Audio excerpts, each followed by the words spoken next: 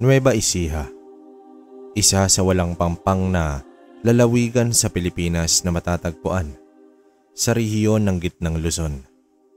Ang lungsod ng Palayan, ang kapital nito.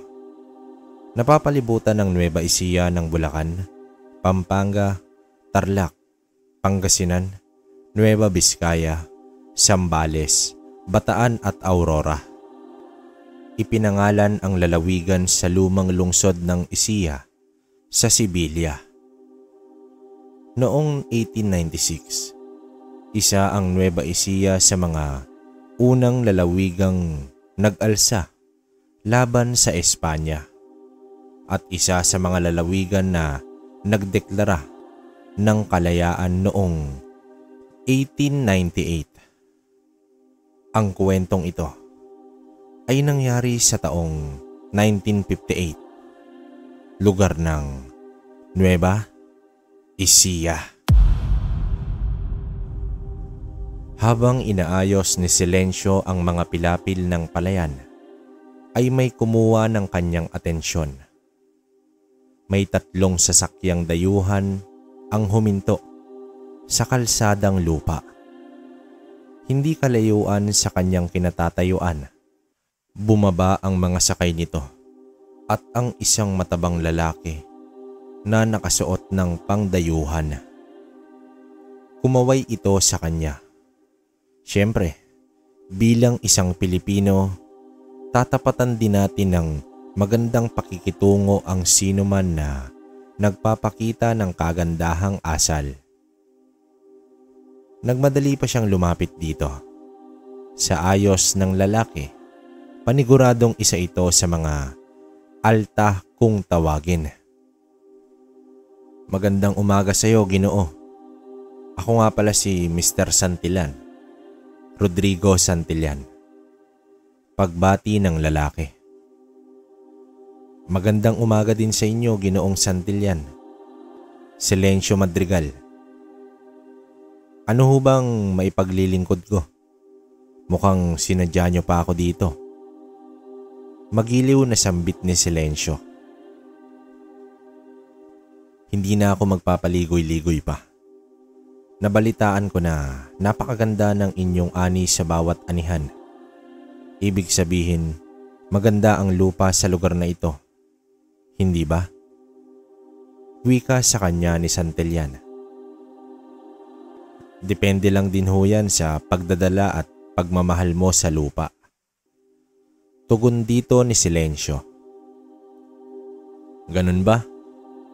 Sa katunayan, nais kong bili ng lupa mo. Magkano mo ba ito'y bibenta sa akin? Seryosong tanong ng lalaki. Mawalang galang na po. Ikinalulungkot kong sabihin na hindi ko ipinagbibili ang lupa ko. Magalang na tugon ni Silencio. Hindi nagustuhan ni Rodrigo ang sagot ni Silencio. Ayon sa kanya, isang malaking pagkakamali ang pagtanggi sa kanyang alok. At maaari itong pagsisihan ni Silencio pagdating ng panahon. Hindi ako natatakot sa anumang banda, Ginoo. Tugon muli sa kanya ni Silencio. Minsan, ang pagiging matapang ay inilulugar din. Hindi pa tayo tapos. Pamamaalam ni Rodrigo sa kanya. Si Rodrigo Santillan, 52 anyos, ay isang negosyante. Naibigan niya ang lokasyon ng lupain ni Silencio dahil perpektong gawing plantasyon ng alak. Ang ugali ni Rodrigo ay handa nitong gawin ang lahat. Makuha lamang ang kanyang gusto. Samantala, si Silencio Madrigal, 55 anyos, isang magsasaka. Nasa 5 ektaryang lupain ang namana nito sa mga magulang na dati pang palayan. May pamilya at 3 anak na kalalakihan na sina Molong, Chito at Darwin. Bukod sa pamilya ay may katangi-tanging bagay na pinakaiingatan si Silencio. Ang mutya ng langgam. Ang mutya ng langgam ay nagbibigay ng kakaibang lakas, bilis at pagpapasuko sa sino man ang naisin mo. Umuwi ng bahay si Silencio na hindi maganda ang itsura. Nakakunot noo at nakasimangot ito. Inilahad naman niya sa asawa ang mga nangyari. Labis naman ang pag-aalala ng asawa sa banta ng negosyante. Paano na yan, Silencio? Baka bumalik pa sila dito.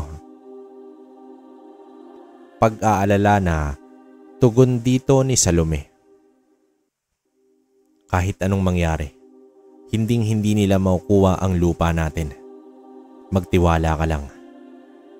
Sambit dito ni Silencio. Nasa dulo ng lupain nakatayo ang bahay nila. Dadaan ka pa sa maliit na daanang pangtao kung nais mong pumunta ng kalsada. Sa likod bahay nila ay ilang metro lang puro kakahuyan na, hanggang sa masusukal na kagubatan. May kalakihan din ang bahay nila na gawa sa kahoy. Yero ang bubong, 5 kwarto. Medyo nakaangat ang mga silid tulugan at sa ilalim nito ay may silong. May balkonahe na tanaw ang buong palayan. Pagsapit ng gabi, nang makatulog na ang buong pamilya, ay lumabas si Silencio at umupo sa balkonahe. Pinagmasdan niya ang kulay kayumangging mga palay. Paparating na kasi ang anihan. Tanaw niya ang lahat dahil sa liwanag ng buwan. Napakaganda ngunit nangangamba si Silencio sa maaaring gawin ng negosyanteng si Rodrigo. Pinaghirapan ng kanyang mga magulang na alagaan ang lupain. Hindi siya makakapayag na may aangking nito. Hinawakan niya ang kwintas na mutya at nagwika ito ng, "Humanda ka, kaibigan. Mukhang kakailanganin ko na naman ang tulong mo." Wika nito sa kanyang kwintas. Makalipas ang ilang araw, muling nagbalik ang negosyante kasama ang iilang tauhan. Naglakad sila patungo sa bahay ni Silencio. Hindi kasi kakasya ang sasakyan nila sa daan, kaya iniwan ito sa kalsada. Nang masipat ni Silencio ang mga paparating, binilinan niya ang pamilya na manatili sa loob. Lumabas at tumayo sa bakuran ang padre de pamilya at tila ba hinihintay ang paparating na mga bisita.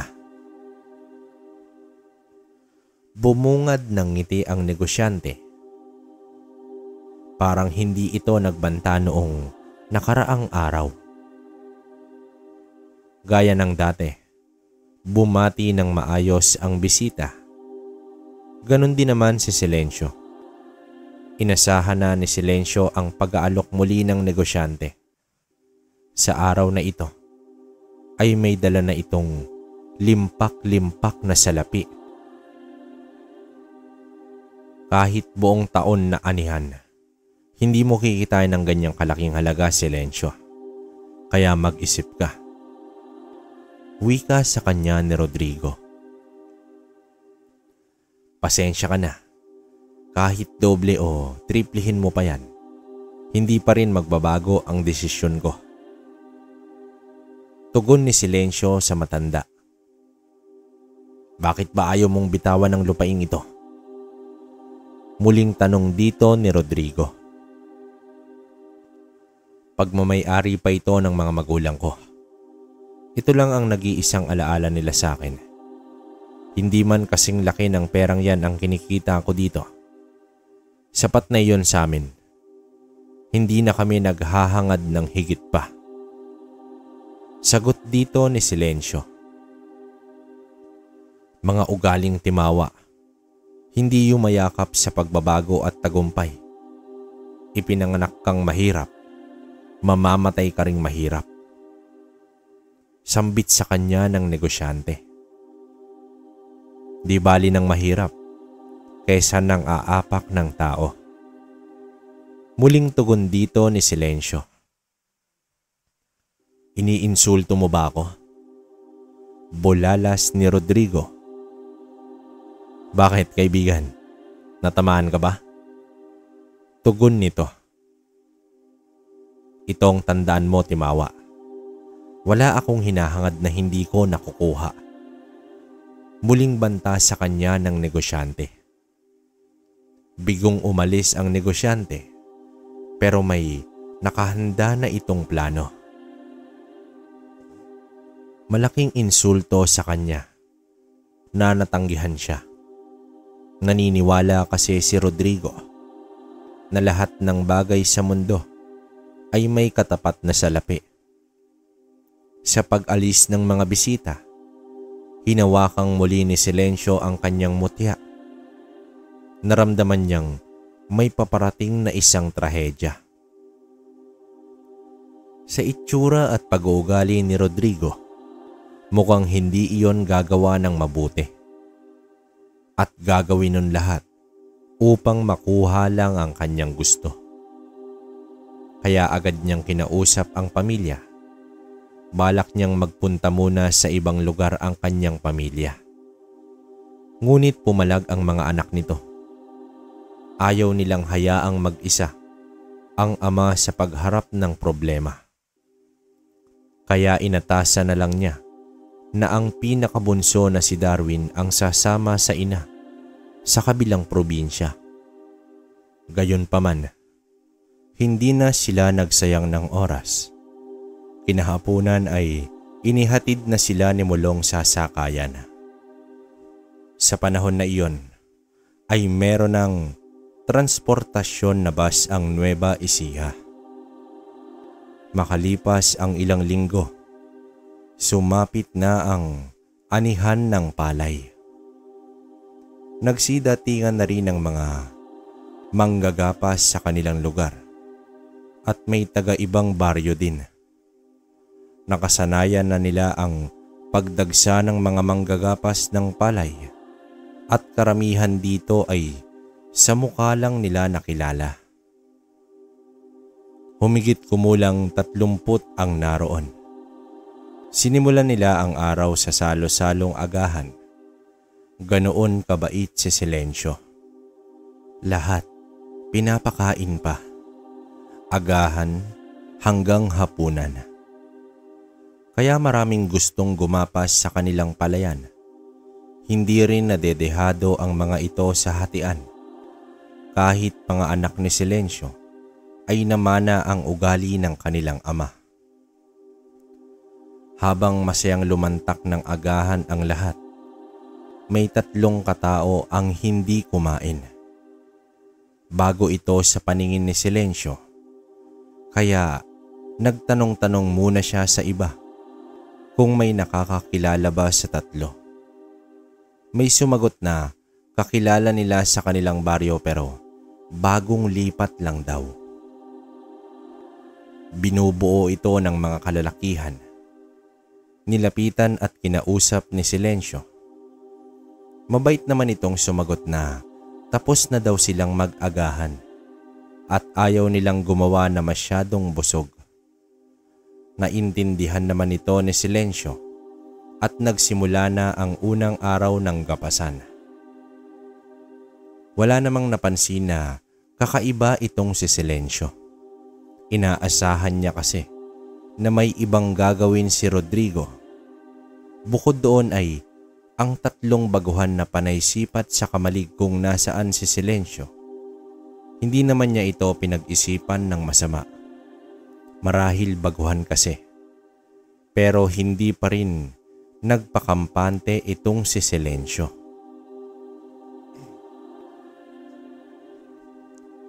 Kinagabihan, ang anak niyang si Chito ay nakaidlip sa balkonahe.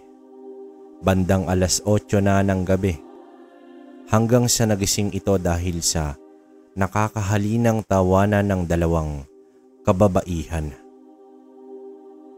Mga nakakatuwang boses na gumising sa pagkalalaki ni Chito.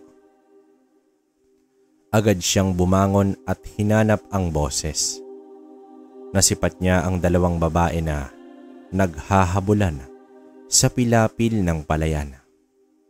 Nababanaag niya kasi iyon, gawa ng liwanag na nagmumula sa buwan. Naglakad si Chito patungo sa mga dilag at nang makalapit ay inaya siya nitong makipaghabulan. Lutang na lutang ang maputi at makikinis na balat at kagandahan ng mga dilag. Nagtaka man ang binata kung saan nagmula ang mga kababaihang iyon. Tila baliwala na ang mga katanungan dahil nagmamalabis ang hangarin ng binata na makasama ang dalawang dilag. Hanggang sa pumasok na sila sa kakahuyan. Sa bungad pa lang ng gubat ay may biglang humila sa isang babae at agad ginilitan ng leeg. Dahil doon, bumalik sa tamang wisyo si Chito at kitang-kita niya ang kanyang ama na hawak-hawak ang naghihingalong babae. "Huwag kang papabulag sa iyong nakikita, anak," sambit ng ama at agad tinuluyang inihiwalay ni Silencio ang ulo gamit ang karit na panggapas. Samantala, umangil naman ang isa pang babae at tila nagpalit ito ng anyo. Tumambad sa harapan ni Chito ang napakapangit na isang nilalang. Ang kaninang magandang dilag ay bigla na lang naging halimaw. Agad itinulak ng ama ang anak at napaupo ito sa lupa. Habang inundayan ni Silencio ng sapak ang nilalang na iyon. Sa bawat sapak nito ay tila isang bakal ang ipinalo sa nilalang na grabe ang lakas at talagang ramdam na ramdam mo ang pagyanig ng paligid. Walang kahirap-hirap na ginilitan at pinutol ang ulo ng nilalang. Iniwan nilang nakabulagta at wala ng buhay ang dalawang nilalang. Mabilis silang naglakad pa uwi at nang makarating sa bahay ay doon inilahad ni Silencio kung anong uri ng nilalang ang muntika ng mambiktima sa kanyang anak. Ayon sa ama, ang dalawang nilalang na iyon ay mga aswang na tinatawag na mandurugo. Konting description lang mga kabaryo. Sa mga hindi pa nakakaalam, ang mandurugo ay nag-aanyong magagandang dilag upang mangakit ng kalalakihan at kapag nakuha na nito ang loob mo, tuluyan ka ng bibiktimahin. Kumakain ang mandurugo ng mga laman loob ng tao. Balik tayo sa kwento. Sa isip ni Silencio, nagtataka siya kung bakit may aswang na naman sa baryo nila. Sa tagal na ng panahon na nalupig ni Silencio at iba pang mga antingero ang mga aswang sa kanilang baryo, maaaring napadaan lang ang mga mandurugong iyon. Ang huling lahi ng mga aswang na napaatras nila Silencio ay ang mga aswang na kung tawagin ay bangkilan. Sa ikalawang araw ng gapasan ay naroon rin ang tatlo. Sa kabutihang palad ay wala namang nangyaring kakaiba sa buong araw at gabi. Subalit sa ikatlo at huling araw, bandang 4:00 ng hapon, abala ang lahat. Nasipat ni Mulong ang tatlong maliit na sako, bitbit ng tatlong kalalakihan. Nagtungo ang mga ito sa likuran ng mga taong gumagapas. Ipinaalam niya naman ito sa kanyang ama Makalipas ang ilang saglit, ibinuhos ng 3 ang laman ng mga sako. Nagsilabasan ang mga ahas at agad kumalat sa lugar. Dali-daling tumakbo si Silencio at simulong upang paalisin ang mga tao sa palayan. Agad nagpulasan ang mga tao sa narinig nila na may mga ahas doon. Tumakbo naman ang 3 patungo sa kagubatan. Agad itong sinundan ni Silencio.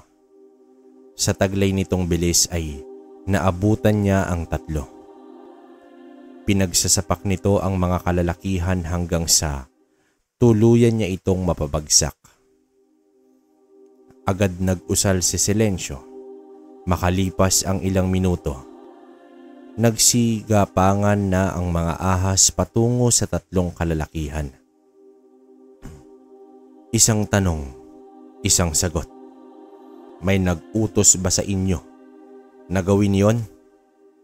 Galit na tanong ni Silencio sa 3. Sasagot na sana ang 3 nang makita nila na nakaharap sa kanila ang mga ahas. Kapag kasinungalingan ang sagot, hindi ako magdadalawang isip na ipakagat kayo sa mga ahas na yan. Wika pa ni Silencio. Baka sa 3 ang labis na takot na makagat sa mga makamandag na ahas, hanggang sa tuluyan ng nagsalita ang isa. Si Santillan, ang negosyanteng si Santillan. Napag-alaman din ni Silencio na hindi lang pagmanman ang pinagawa ni Rodrigo, kundi ang paglalagay ng lason sa lupa ng palayan. Nang malaman ito ni Silencio, ay halos nawalan siya ng bait na buhayin pa ang mga taong kanyang nasa harapan. Bago pa masaniban ng masamang espiritu ay pinaalis niya na ang 3. Nang mailahad sa pamilya, galit at lungkot ang kanilang nadama. Paniguradong hindi sila makakapagtanim sa susunod na tag-ulan.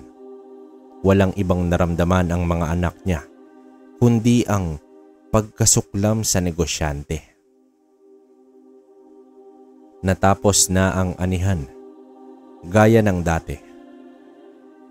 Kumita talaga ang sakahan kaso hindi na sila makapagtanim pa. Kailangan munang palipasin ang isang tag-ulan at tag-init at sa susunod na tag-ulan na sila makakapagtanim. Kaya napagdesisyonan ng mga anak na magtulong-tulong muna sila. Mabuti na lang ay may mga tanim silang gulay. Iyon muna ang pararamihin nila bago tuluyang ibenta sa merkado. Kahit papaano ay nakaraos naman sila sa pang-araw-araw. Hindi nila ginalaw ang malaking bahagi ng kinita para sa susunod pang anihan. Hanggang isang araw, muling nagpakita si Rodrigo. Pigil kung sa pagpipigil ang ginawa ni Silencio nang makita ang negosyante. "Oh, kamusta na kaibigan? Bakit parang nakatiwangwang lang ang lupain mo? Ayaw mo na bang magtanim?" Sambit dito ni Rodrigo. "Napakahayop mo talaga, Santillan. May araw ka rin." Tugon dito ni Silencio. "Oh, bakit? Ano bang nangyari? Sabi ko naman sa'yo, gagawin ko ang lahat." Sambit ng negosyante. Umalis ang negosyante na tumatawa at muling nagbanta dahil sa pagtanggi pa rin ni Silencio na ipagbili ang lupa.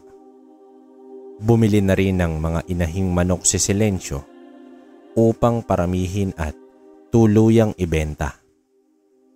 Kahit papaano ay nakayanan ng pamilya ang ganoong sitwasyon sa kanilang pag-uunawaan at pagtutulungan. Pero may mga sandali na nakatanaw lamang si Silencio sa kanyang lupain. at patuloy na nalulungkot. Kahit may pagkakataon na siyang gumante, ay hindi pa rin niya ginawa. Napapaluha na lang siya sa galit at lungkot dulot ng mga nangyari. Makalipas ang ilang araw, natanaw niya sa kalsada ang mga sasakyan. Kasama ni Rodrigo ang iilang dayuhan. May mga tinuturo si Rodrigo na animoy ipinapakita sa mga dayuhan ang lawak ng lupain. Ilang saglit pa ay nagkamaya na ang mga ito. Para bang may naging kasunduan ang mga ito. Kumunot naman ang noo ni Silencio. "Itay, nariyan na naman ang gahamang si Santillan," sambit dito ni Chito. "Hayaan mo na lang yan, anak," tugon ng kanyang ama. "Kaya nangyari sa atin to eh. Hinayaan mo na lang kasi ang demonyong yan na ganituin tayo," sambulat ni Mulong. "Mulong, ano ka ba? Huwag mong pagsalita ng ganyan ng tatay mo," pagsuway ng kanyang ina. "Totoo naman, di ba? Masyado kasing mabait kaya naabuso," muling sambit ni Mulong. "Pwede ba, Mulong? Tama na," pagpigil ng kanyang ina. "Tumigil na kayo. Walang magandang may dudulot ang pagtatalo nyo. Diyos na ang bahala sa taong yan," wika dito ni Silencio. Sa hinuha ni Silencio ay may punto naman ang anak na si Mulong. Pero hanggang sa kaya niyang tiisin ay titiisin niya para wala ng gulo. Isang araw, nagpunta ng bayan si Silencio upang ihatid ang mga gulay na napag-usapan nila ng kanyang kaibigan. Subalit pagkatapos ng bentahan ay naglapag ng lambanog ang kaibigan. Inaya nito si Silencio. Noong una ay tumanggi pa siya pero dahil sa pagpupumilit at sa bigat na rin ang nararamdaman ni Silencio ay nakipag-inuman na nga ito. Hanggang sa umabot na ng 10:00 ng gabi ay wala pa rin si Silencio. Nag-iisip na ang asawa kaya inutusan niya sina Mulong at Chito upang hanapin sa bayan ang kanilang ama. Ilang saglit pa at tumungo na nga ang dalawa. Makalipas ang ilang minuto ay nakarinig ang ina at si Darwin ng mga putok ng baril. Dali-dali silang nagpunta ng balkonahe upang tingnan ito. Mga ilaw ng sasakyan at muling putukan pa ang kanilang narinig. Kinabahan na sila ng husto. Bababa na sana ang ina upang alamin kung ano ang nangyari. Nag-alala na kasi ito dahil kakalabas lang ng 2 anak. Pinigilan naman siya ni Darwin baka kung mapahamak pa ito. Maya-maya pa ay naaninag nila ang iilang katao na tumatakbong papalapit sa kanila. Hanggang sa napagtanto ni Darwin na may dalang mga baril ang mga ito. Agad niyang hinila ang ina at nagtungo sila ng kusina upang doon dumaan para tumakas. Ngunit sa sala pa lang sila ay pinagbabaril na ang kanilang bahay. Natamaan si Darwin at tuluyang bumagsak. Napasigaw ang kanyang ina. Sa galit nito ay kinuha ang itak na nakasukbit sa dingding at sinugod ang mga kalalakihang may hawak na baril. Pilit tumayo si Darwin habang hawak ang hita na may sugat. Tinawag ang ina at pinabalik. Ngunit nagpatuloy ang kanyang ina. Tumakbo itong sinugod ang mga tao habang dala ang itak. Agad niratrat at tinadtad ng bala ang kawawang may bahay. Napasigaw na lamang si Darwin habang nakadungaw sa bintana. Agad rin siyang sinunod na pinagbabaril ng mga hindi nakilalang tauhan. Samantala, namutawi na sa katauhan ni Silencio ang espiritu ng alak. Ganun na rin ang kaibigan. Ngunit kumuha pa ito ng isa pang bote ng lambanog. Umaayaw sa tagay si Silencio pero tumutungga pa rin. Halos maghahating gabi na nang tuluyang humiwalay si Silencio sa kanyang kainuman. Sakay ng kanggana, hila-hila ng kalabaw, ay pinilit ni Silencio na gabayan sa tamang daan ang kanyang kalabaw. Hanggang sa may mga naaninag siyang mga tao, bit-bit ang mga sulo at gasera na nagkukumpulan. Sa paglingon niya, ay pati sa bahay nila ay may mga nagkukumpulang mga tao. Pasigaw pa itong si Silencio na tumawag sa mga tao. "Hoy, ano bang meron dyan?" Sigaw ni Silencio. Agad namang may tumatakbong kalalakihan na lumapit sa kanya. Noong una ay pinigilan siyang makalapit. Pero halos magwala si Silencio kung bakit ayaw siyang palapitin. Pasuray-suray pa itong naglakad hanggang sa nakita niya ang dalawang lalaki na nakahandusay na sa lupa. Naliligo ng dugo at wala ng buhay. Sinipat niya pa ng husto ang pagmumuka ng mga ito. Palipat-lipat siya sa paghawak ng mga mukha sa namatay. Nang mapagtanto niya na sinamulong at Chito pala ang mga bangkay na iyon. Biglang tumulo ang luha, niyakap ang mga anak at nagwika ng, "Mga anak, bumangon na kayo. Nandito na si Itay. Bakit pa kayo nandito sa labas? Mga anak." Tumatanging ama. Bumilis ang tibok ni Silencio at dumaloy sa pagkatao niya na wala na ang kanyang dalawang anak. Hinanap niya ang asawa at ang isa pang anak. Nang matanaw niya na may mga tao rin sa bahay nila, agad siyang tumakbo papunta doon. Tumambad sa kanya ang asawang nakabulagtas sa lupa at wala ng buhay. Tanging pagyakap na lamang ang nagawa niya at ang pag-iyak. Hinanap niya si Darwin. Batid niya sa itsura ng mga nakapaligid na wala na rin si Darwin. Agad siyang pumanhik at doon niya nasilayan ang bunsong anak na wala na ring buhay. Ubos ang pamilya ni Silencio. Dito na siya napasigaw ng gusto. Inilabas ang bugso ng damdamin. Walang batid sa pag-iyak ang kawawang padre de pamilya. Pinagpahinga na rin nila si Silencio. Sa iisang bahay, may 4 na nakaburol. Napakasakit sa isang amang naiwan. Masakit pero pinilit pa rin ni Silencio na maging matatag. Dumating ang mga pulis mula sa bayan pero panay pagtatalong lang naman ang ginawa. Sinisi pa si Silencio kung bakit namatay ang kanyang pamilya. Nais na niya itong sugurin pero nagpipigil lang ito.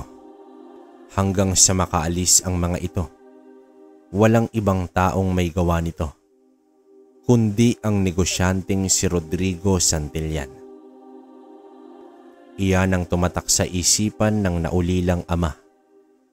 Hanggang sa may dumating na sasakyan, naglakad ang iilang kalalakihan na may dalang mga bulaklak para sa patay.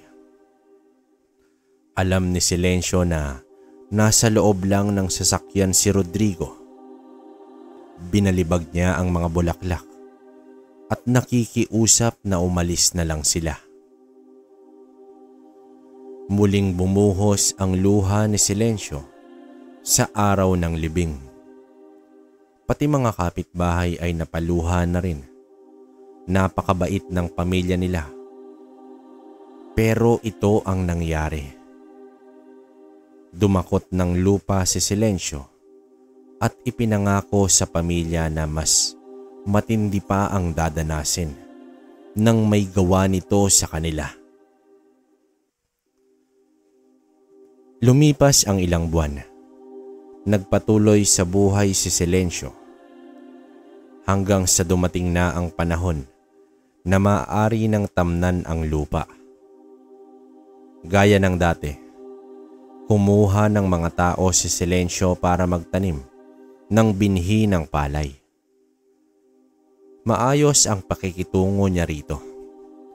Tila isang bagong pag-asa ang nakikita niya sa mga binhing na itanim. Matapos ang ilang linggo, mga buwan, napakaganda ng tubo ng mga pananim. Kulay luntian na nakakatuwa tingnan kapag nadadaanan ng hangin. Kahit mag-isa ay naging matatag at umaasang wala nang manggugulo. Subalit, ang magandang takbo ng buhay ni Silencio ay nagbabadya na namang tuluyang masira.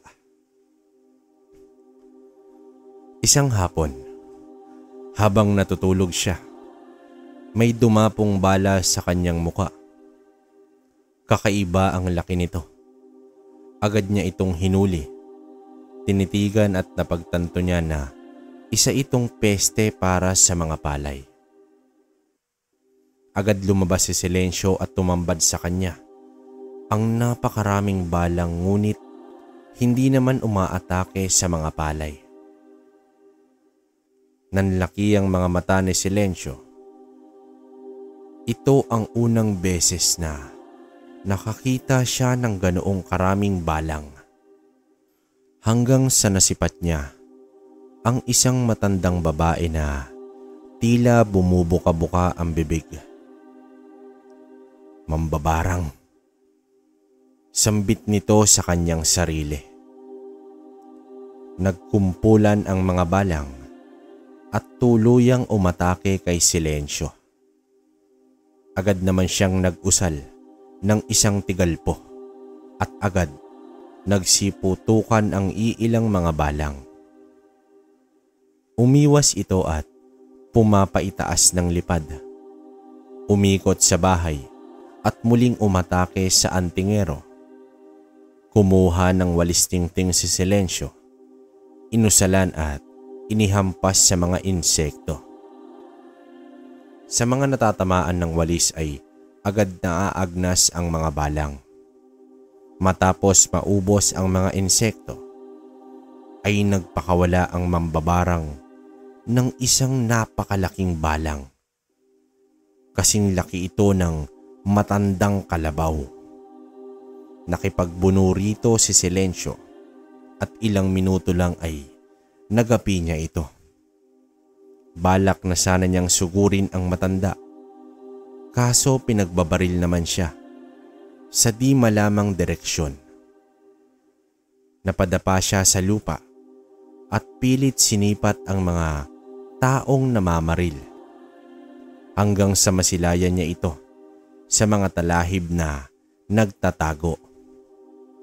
Muling tumayo si Silencio, dumukot ng lupa at isinaboy sa talahiban. Nang dumampi ito sa katawan ng mga namamaril ay naging mga antik na langgam ang mga ito at agarang pinagkakagat ang mga kalalakihan. Sa sandaling ito ay hinarap ni Silencio ang mambabarang. Nanlaki na lamang ang mga mata nito nang hindi ininda ang mga insektong pinakalat niya sa palibot ni Silencio. Hanggang sa malapitan na niya ang husto, Ang mambabarang. Tumambad sa matanda ang mga mata ng isang antingero na labis na nag-aapoy sa galit. Dito pa lang nasindak na ito hanggang nakaangkla na ang karit sa leeg ng mambabarang. At hinawakan na rin ni Silencio ang ulo at biglang hinila ang karit. Bumagsak ang katawan ng mambabarang na nangingisay at wala ng ulo. Bit-bit ang ulo. Pinuntahan ni Silencio ang tatlong kalalakihan na patuloy kinakagat ng mga antik.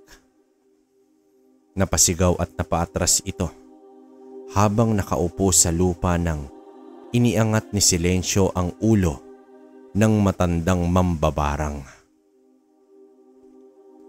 Hindi ko kayo papatayin sa isang kondisyon. Ihahatid ninyo itong ulo sa amo ninyo at wag na wag kayong magkakamali. Mahanap at mahanap ko kayo. Wika dito ni Silencio. Agad pumayag ang tatlo at tuluyang nagtakbuhan.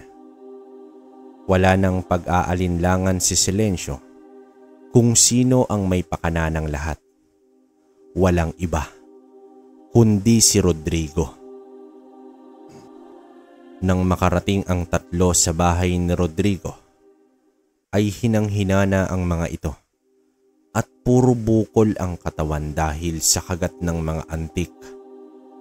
Mas nagulat pa si Rodrigo nang gumulong ang ulo ng matandang mambabarang na nakabalot sa damit. Nautusan lang kami ni Silencio na ihatid sa inyo yan. Wika ng isang lalaki. Nakaramdam ng pagkasindak si Rodrigo mula sa mga mandurgo hanggang sa mambabarang ay hindi umubra kay Silencio. Panigurado, may tanga na mutya si Silencio. Wika ni Rodrigo sa kanyang sarili. Ang pagkasindak nito ay napalitan ng pagkalabis. Nais niyang makuha ang tangan ni Silencio, kaya gagawin niya na ang napakadelikado ngunit siguradong paraan. Samantala, nagpasalamat naman si Silencio dahil walang nasira sa kanyang mga palay. Pero alam niyang hindi titigil si Rodrigo hanggat nabubuhay siya. Makalipas ang ilang araw, dinalaw ni Silencio ang mga puntod ng mga yumaong kapamilya. Hindi pa rin naibsan ang kalungkutan na kanyang nararamdaman. Napaluhod siya at tuluyang napaluha. Sa katunayan, pagod na siya sa mga nangyayari. Kung sana ibinenta na lang niya ang lupa. Kung sana hindi siya uminom. Baka nailigtas pa niya ang kanyang pamilya. Habang naglalakad siya pauwi, ay may nasipat siyang bata sa daan. Nakaupo sa lupa at nanlaki ang mga mata sa nakitang hawak nito. Isang itim na punyal. Huminto si Silencio at tinanong ang bata. Bata, saan mo ba nakuha ang punyal na yan? Sa lolo ko po. Tugon ng bata. Napag-alaman niya na ulila na pala ang bata. Isa rin pala sila sa nabiktima ng negosyanteng si Rodrigo. Nakadama ng pagkabahag si Silencio sa bata. Kaya inaya niya ito sa kanya na doon na tumira sa bahay.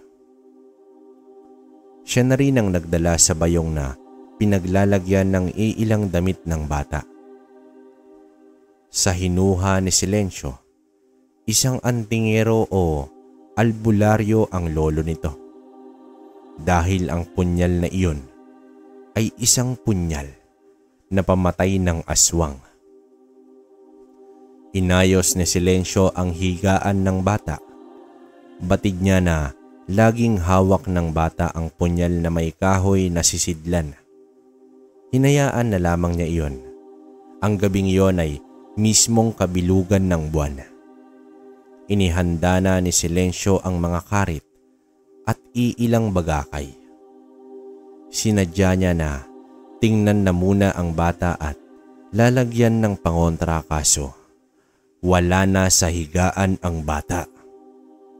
Nagmadali siyang hinanap ang bata na may pangalang Buboy. Sambit siya ng sambit sa pangalan nito, ngunit hindi ito sumasagot. Pagdungaw niya ng bintana ay naroon sa bakuran ang bata. Nakatayo, nakatingala sa buwan. "Buboy, anong ginagawa mo rito?" Tanong ni Silencio habang tinitingnan ang buwan. "Parating na po sila, Mang Silencio," tugon ng bata. "Parating? Sino?" Takang tanong nito. "Ang mga nilalang ng dilim," wika ng bata. Naitanong ni Silencio kung paano niya iyon nasabi. Ayon sa bata, nakakakita siya ng mga pangitain at lahat ng iyon ay nagkakatotoo. Binigyan din siya ng kaalaman ng kanyang lolo tungkol sa mga aswang at elemento. At habilin ng kanyang lolo na wag ihiwalay sa kanya ang itim na punyal. Sumapit ang hating gabi. Habang nakaupo sa balkonahe, dahang-dahang dumating si Buboy mula sa kwarto. "O Buboy, bakit gising ka pa?" Tanong dito ni Silencio. Marahang itinuro ni Buboy ang isang bahagi ng palayan. Maiging sinipat ito ni Silencio hanggang sa may lumitaw na itim na usok sa bahaging itinuro ng bata. Biglang inilabas ng bata ang punyal. Kasunod nito ay ang paglitaw ng 3 nilalang. Isang aso, isang baboy, at isang ibon. Hindi pangkaraniwan ang kanilang sukat. Napabalikwas si Silencio sa kinauupuan. Lumipad ang ibon, habang papalapit naman ang aso at baboy. Lumabas na rin ng bahay ang dalawa. Hawak ni Silencio ang 2 bagakay sa magkabilaang kamay. Tumatakbo na ang 2 nilalang hanggang sa ibinato ni Silencio ang bagakay sa aso. Ngunit sa pagtalo nito ay nag-anyong tao ito at tuluyang nailagan ang bagakay. Nakipagbuno si Silencio sa aswang na kung tawagin ay Bangkilan. Samantala, kitang-kita naman ni Silencio kung papaano nakikipagbanggaan si Buboy sa malaking baboy. At ang ikinagulat pa niya ay biglang naglalaho ang bata at sumusulpot kung saan. Tila hangin sa bilis, si Buboy kung gumalaw. Habang magkasinlakas naman si Silencio at ang Bangkilan. Ilang minuto na rin siyang nakipagbuno, kaya inilabas niya na ang karit. Kakaiba ang karit ni Silencio dahil meron itong magkabilaang talim. Habang walang habas na pinagsasaksak ni Buboy ang aswang, ang sugat na gawa ng punyal ay kailanman hindi na ito gagaling. Walang patid na inundayan ni Buboy ang aswang. Nagpapalit-palit rin ito ng anyo habang pinagsasaksak ng bata. Hanggang sa napuruhan niya ito sa leeg. Nang bumulagta na ang aswang, ay agad naglaho at sumulpot si Buboy sa harapan ng isa pang aswang at doon niya ito sinaksak sa bandang tagiliran. Naging pagkakataon naman ito ni Silencio upang matapyas nito ang liig at tuluyang matanggal. Mula sa kanilang likuran ay sinalakay sila ng malaking ibon. Napadapa silang dalawa habang ang malaking ibon ay nagpalit ng anyo bilang gabunan ng mga bangkilan. Nakakapangilabot ang itsura nito. Tumingala sa buwan ang gabunan at tila humigop ng lakas na nagmumula doon. Tumayo ito at tumingin ng diretso sa kanila at tuluyang nagwika ng, "Kamusta ka na, Silencio?" Nagulat sa narinig si Silencio dahil ito ang bangkilan na pinalaya ni Silencio kapalit ng katahimikan sa kanilang baryo. "Bakit ka nagbalik, Mariposa?" Takang tanong ni Silencio. "Pasensya ka na, Silencio. Maging ang aswang na katulad ko ay naghahangad rin ng yaman para sa susunod kong henerasyon." Sambit ni Mariposa. "May usapan tayo noon dahil sa yaman ipagpapalit mo. Aswang ka nga talaga, traidor at tuso." Sambulat ni Silencio. Magsasalita pa sana si Mariposa nang biglang sumulpot si Buboy sa kanyang likuran at sinaksak ang punuan ng kanyang kanang pakpak. Umangil ng malakas si Mariposa. Ikinampay ang mga pakpak ngunit hindi na niya magamit ang isa. Agad din naman tinapyas ni Buboy ang isa pang pakpak at tuluyang binali. Bumagsak ang gabunang bangkilan na si Mariposa. Agad siyang sinugod ni Silencio at inundayan ng taga gamit ang karit. At isang pangmalakasang suntok ang tumapos. Tumilapon at nagpagulong-gulong si Mariposa nang biglang may sumulpot na tao. Walang iba kundi si Rodrigo. "Ang usapan natin ay ang mutya ni Silencio. Bakit ka bumulagta, aswang ka? Bangon! Bumangon ka!" Sigaw ni Rodrigo. Bumangon si Mariposa ngunit itinulak niya si Rodrigo at natumba. Inapakan ni Mariposa ang tiyan ng negosyante habang pilit hinila ang paa nito hanggang sa tuluyang natanggal. Napasigaw sa sobrang sakit si Rodrigo. "Bakit ko pagtsatsaga ng kakapiranggot na binayad mo sa akin? Kaya ko namang angkinin ng lahat." Sambit dito ni Mariposa. Sinunod niya agad ang isa pang paan ni Rodrigo. Gumapang ang negosyante ngunit nagsitakbuhan na ang mga tauhan nito hanggang sa pinagkakalmot na siya ng gabunan. Habang humihingi ng saklolo si Rodrigo ay nagtalsika naman ang kanyang bituka pati na ang iilang laman loob nito. At sa huli, biniyak ni Mariposa ang ulo nito at tuluyang nilantakan ang utak. Muling humarap si Mariposa kay Silencio at nagwika ng, "Huwag kang mangialam dito, elemento. Laban namin to ni Silencio." Napatingin si Silencio sa bata. Ngayon ay napagtanto niya na hindi pala tao si Buboy, kundi isang engkanto. Humarap si Silencio at sumugod kay Mariposa. "Minsan na kitang pinagbigyan, Mariposa. Pero ngayon, papatayin na kita." Sambulat na wika dito ni Silencio. Nagkasalubong ang dalawa.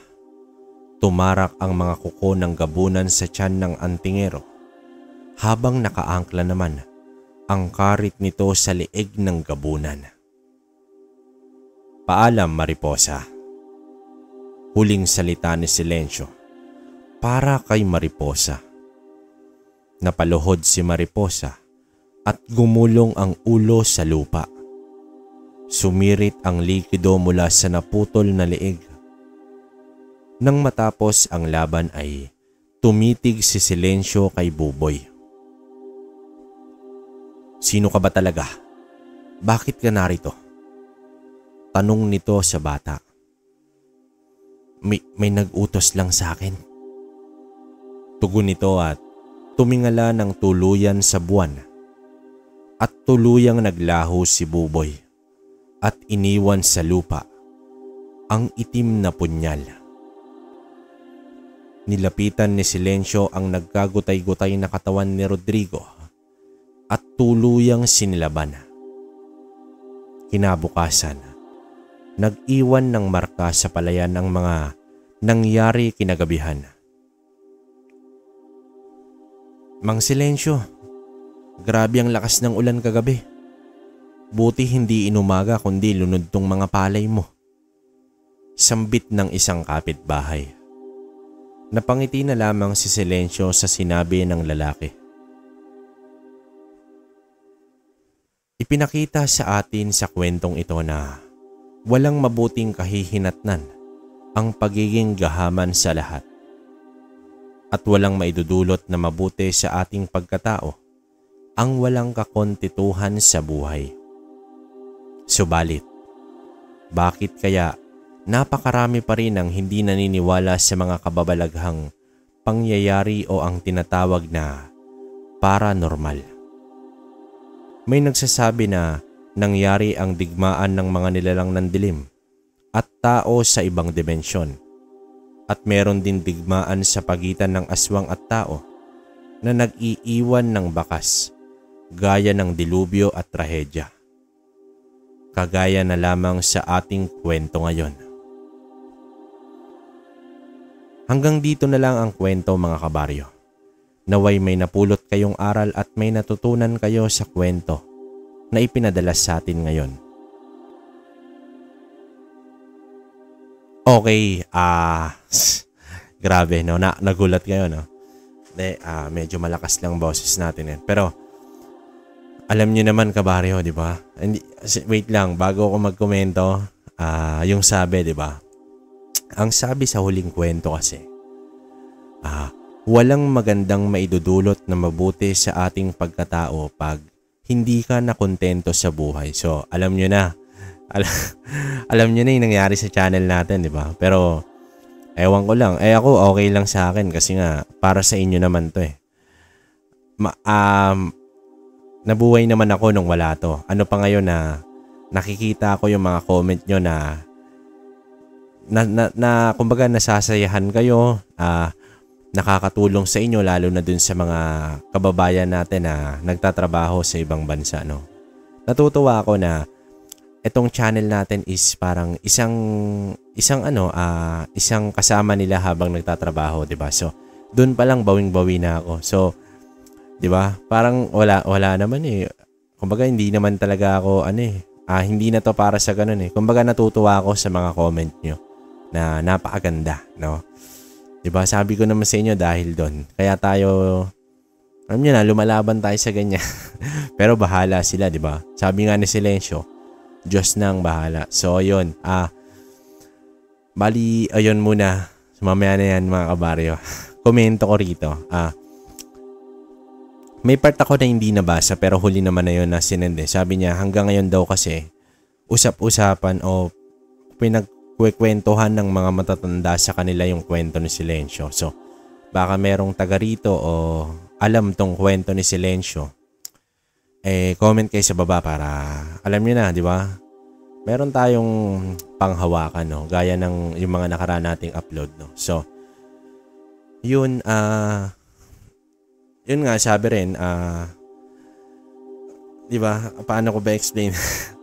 Grabe, hindi muna. Bali, doon muna tayo sa kwento kasi yun naman talaga. Grabe lang din kasi isipin niya. Ang iniisip ko talaga noon is si Rodrigo Aswang to. Parang pinag-isipan ko pa nga na mangkukulam to pero hindi pala. Purong tao na negosyanteng sakim. Nakita nyo na kinainatnan, di ba? Mas worse yung nangyari sa kanya kasi talagang inunti-unti siya, no? Pero wag na tayo doon na tayo sa nakakalungkot na nangyari, no? Grabe kasi isipin mo, buong pamilya mo yung namatay. Isipin mo, ikaw na lang. Ang mas masakit pa ron, kinilabutan na kasi ako ron nung nabasa ko yun na talagang dumating siya patay na. Ang naagigil lang talaga rito mga kabaryo, si Silencio kasi nga, alam nyo ba pinag-isipan ko pa yun na kinontrata ni Rodrigo yung kaibigan niya na pag nagbenta si Silencio dyan, painumin mo para hindi agad umuwi, no? Parang ganun ang inisip ko Pero naisip ko rin na, syempre, alam nung mga taong lumusob sa kanila na nandun sa Silencio, no? Na kumbaga, napatay na nila dahil niratrat ng bala. So, parang ganun, 50-50. Pero, hindi naman nabanggit dito Saka kung asan yung kaibigan niyang yun. Feeling ko hindi naman nagkataon lang talaga. Gaya ko na mabait tong si Silencio.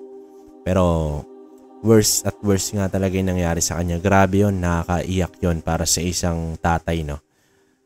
Sa ganong sitwasyon, siguro iisipin mo na lang na ikaw na lang yung mawala, wag na sila, di ba? Kasi isipin mo, lasing ka pa, naglasing So dun pa lang alam niyang may mali siya, di ba? Wala tayong magagawa kasi ako man gusto kong manggigil kay Silencio pero wala tayong magagawa mga kabaryo kasi nga yun yung nangyari. May maganda naman pero ang nakakabilib dito si Buboy, no? Kinilabutan din ako ron nung sinabi ni Mariposa na na elemento to. Ang hindi ko lang alam, hindi nalaman ni Silencio na elemento o engkanto to si Buboy. Antingero siya, di ba? So siguro nga grabe kasi nga biglang nawawala tas biglang andyan na, no? Parang hangin, no? Grabe yung mga ganitong kwento. Kumbaga extreme sa extreme to. Ang rate ko rito is 11 out of 10. Medyo bawas lang kasi nga namatay. Alam nyo naman ayoko may namamatay sa kwento kaya lang wala tayong magagawa, no? Kasi pag nagnanarrate ka, kabaryo, tapos parang syempre binabasa mo, di ba? Ando na, shit, sorry, hindi. Shit, mamamatay pala to. Di ba? Parang gano'n na sayang kung pwede lang ibahin.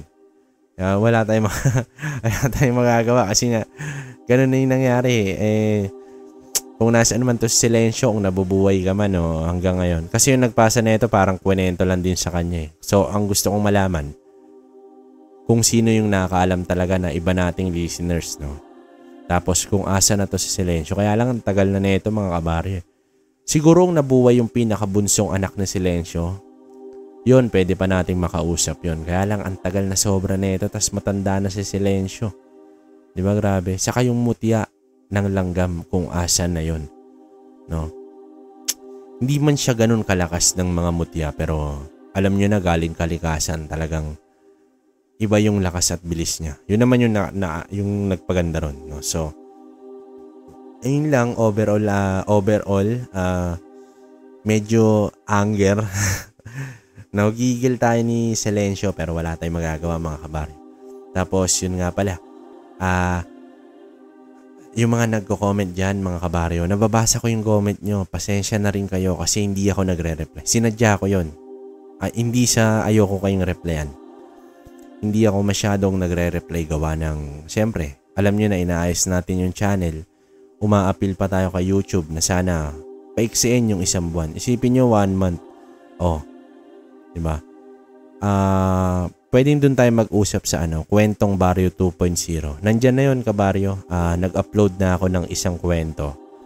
Pero na-upload ko na rito yun kaya lang inalis ko rin agad. So baka may mga nakarinig na. Kumbaga nilagyan ko lang muna ng isang video para alam nyo na okay na. Tapos dun tayo mag-usap. Okay din dito. Okay din, natutuwa ako. Alam nyo ba lahat nababasa ko yung comment nyo? Hindi ako nagre-reply. Hindi ako simpatiko o isnabero. Lahat yan mga kabaryo. Alam yan ng mga talagang solid kabaryo natin na from time to time kakasulat lang nila, seconds pa lang nire-reply ko na. Ganun ako ka hands-on pag sa mga subscribe. Ngayon lang. Kasi nga, may inaayos tayo sa YouTube. Huwag sana kayong magalit. Huwag kayong tumigil sa pag-comment kasi isa rin yan sa nagpapaganda sa araw ko na mabasa yung mga positive comment nyo. No? So, yun na lang ang pambawi nyo. Comment lang kayo ng mga ganda about sa kwento. Tapos, all goods na ako. Kahit di ko kayo ma-replyan, i-heart ko na lang muna. Kasi nga, kumbaga nagpapaano pa ako kay YouTube. Pero pag bumalik na sa dati, yan, usap na tayo. Tapos, yung Kabaryo 2.0, medyo sana nga ma-monetize para kahit papaano kumita ako. Kahit hindi naman kasing laki ng kita ko rin. Kasi nga dito, sabi ko sa inyo, kumikita tayo rito. Ito, transparent ako. Kumikita tayo rito ng minimum, no, na sahod ng isang empleyado sa Pinas. So, magkano yun? 600 plus. Siguro kung ma-monetize agad yung Kabaryo 2.0, kahit kumita lang doon ng kalahati nun o balay natin maging ganun din. Okay na ako para alam nyo na kahit papaano panggastos natin sa araw-araw, di ba? Tapos yung mga freebies, yun pa na ipangako ko sa inyo. Pero wag kayong mag-alala. Tutuparin ko yun. Siguro pag unang kita ng Kwentong Baryo, Kwentong Baryo 2.0, doon natin kunin, no? Sa ngayon kasi, hindi naman ako nagpapanggap. Medyo tayo sa budget, pero okay yan, masaya ako nakikita yung mga comment nyo. At positive lang. No? Hayaan nyo na yung mga negative kung may nababasa kayong comment. Hindi ko naman binubura yan. Hayaan nyo na lang. Huwag na kayo makipagtalo, Kabaryo. Alam naman natin yan na syempre wala magandang pupuntahan yan, di ba? Ayokong kayo yung mag-away. Huwag na. Hayaan na lang natin. All goods lang ako. Okay lang kahit murahin ako dyan o pangit mo magnarit. Okay lang yun. Wala. Ito tayo eh. So, sabi ko naman merong ibang channel dyan. Willing naman ako na i-offer sa inyo na makinig kayo sa iba, no? Pero, yun nga, yung ibang channel kasi, alam nyo na, hindi, ayoko magdirekta ng salita, pero alam nyo na. Ayan nyo na. So, smile na lang tayo palagi at yung shoutout ko siguro okay lang ba, Kabaryo? Next to upload na para inaayos ko pa kasi tapos baka sa Kwentong Baryo 2.0 dun ako mag-shoutout. Pero huwag kayong mag-alala dito. Araw-araw to. No, doon din naman siguro hintayin ko lang ma-monetize. Help nyo ako kahit 1,000 subs lang. Tapos okay na yun. Makinig lang din kayo. Masaya na ako ron. Bali, ang shoutout ko muna is yung lahat ng mga OFW natin na nagtatrabaho sa ibang bansa. No? Ingat kayo. Kilala ko na kayong lahat. Gusto ko kahit di na tumingin sa comment section. Alam ko na mga name nyo pero eto pang kalahatan. Ingat kayong lagi dyan.